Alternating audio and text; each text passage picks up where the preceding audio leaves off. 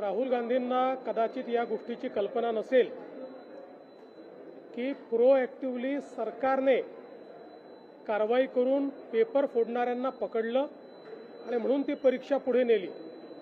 Paper फुटल्यानंतर नाही, त्याच्या आधी ही कारवाई महाराष्ट्र सरकारने आमच्या पोलिसांनी केलेली आहे आणि निश्चितपणे पुढची परीक्षा योग्य पद्धतीने व्हावी याचं नियोजन चाललंय। त्याच्या तारखा देखील लवकरच आम्ही घोषित करणार आहोत।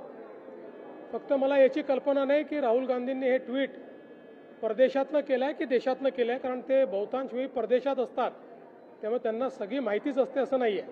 सर, त्यांनी 3 प्रश्न उपस्थित केले की एकतर या सगळ्या प्रकरणाचं उत्तरदायित्व तुम्ही स्वीकारावं, त्यासोबत मुख्यमंत्र्यांनी हे देखील जाहीर करावं की तुम्ही नवीन परीक्षा कधी घेताय, आणि शेवटचा प्रश्न, ज्यांचं वर्ष वाया गेलंय त्यांना त्या वयाच्या अटीमधून सूट देण्यात यावी, असे 3 प्रश्न त्यांनी उपस्थित। मला असं वाटतं की या तिन्ही गोष्टींचं उत्तर यापूर्वीच दिलेलं आहे। आपण प्रोएक्टिव्हली कारवाई केली आहे।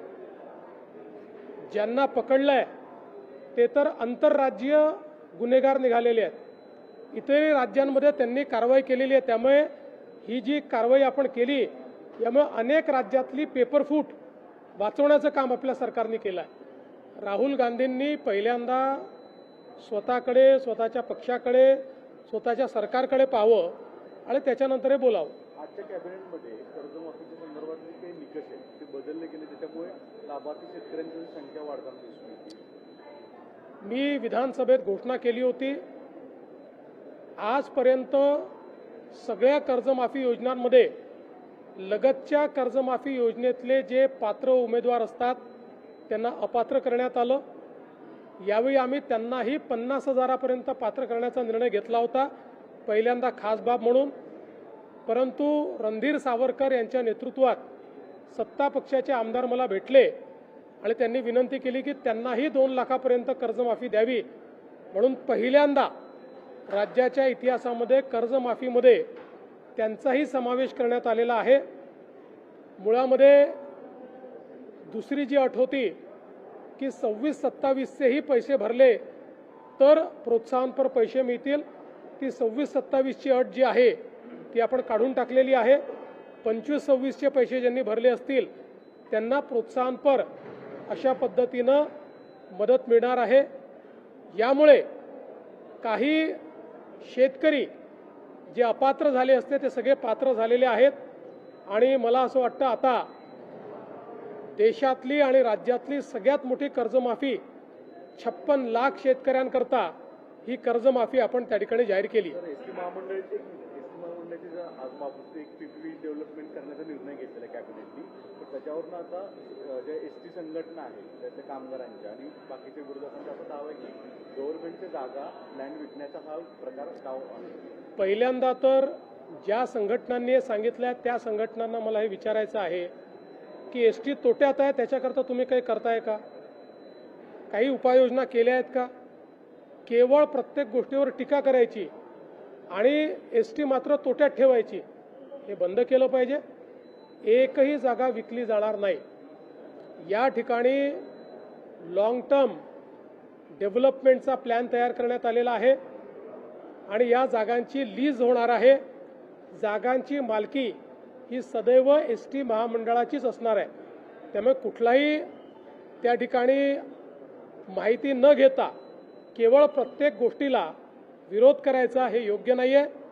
पहिल्यांदा या सगळ्या संघटनांची जबाबदारी आहे की एसटीच्या सगळ्या घोटाळ्यांना बाजूला करून एसटी फायद्यात आणली पाहिजे, या दृष्टीनं मात्र कुठलंही काम करताना ते दिसत नाही। गृहसचिव RVS मनी यांनी एक धक्कादायक खुलासा केलेला आहे। ते असं म्हणतात की हा सगळा जो प्रकार 2008 साली झालेला मुंबईतला दहशतवादी हल्ला होता हा ISI आणि काँग्रेसचा प्लॅन होता। श्री मणी यांनी जे दावे केलेले आहेत हे प्रचंड धक्कादायक आहे। एक प्रकारे माझ्यासहित सगळ्यांना यातनं केवळ धक्काच बसलेला नाही तर अनेक प्रश्न उपस्थित झाले आहेत। काही गोष्टी त्या काळामध्ये मीही विधानसभेत उपस्थित केल्या होत्या आणि आपल्याला कल्पना असेल तर विधानसभेच्या पटलावर या संदर्भात इंटेलिजन्स काय होता हे देखील त्या काळात मी मांडलेलं आहे। त्यामुळे आता तर अशा प्रकारचं वक्तव्य येणं हे मला असं वाटतं अतिशय धक्कादायक आहे. माझी अपेक्षा आहे की या संदर्भात योग्य चौकशी झाली पाहिजे. नाशिकमध्ये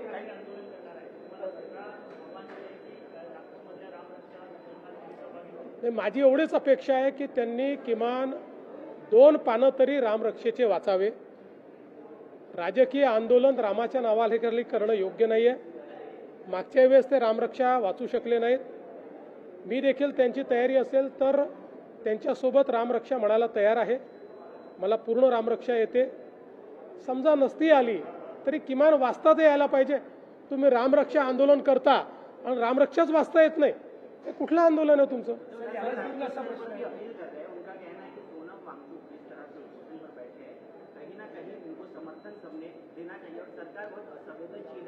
देखिए, उद्धव ठाकरे जी एक हताश, निराश और फ्रस्ट्रेटेड व्यक्ति है. इनका राजनीति में कोई वजूद बचा नहीं है. ये जो सारी चीजें वो बोलते हैं फ्रस्ट्रेशन से बोलते हैं.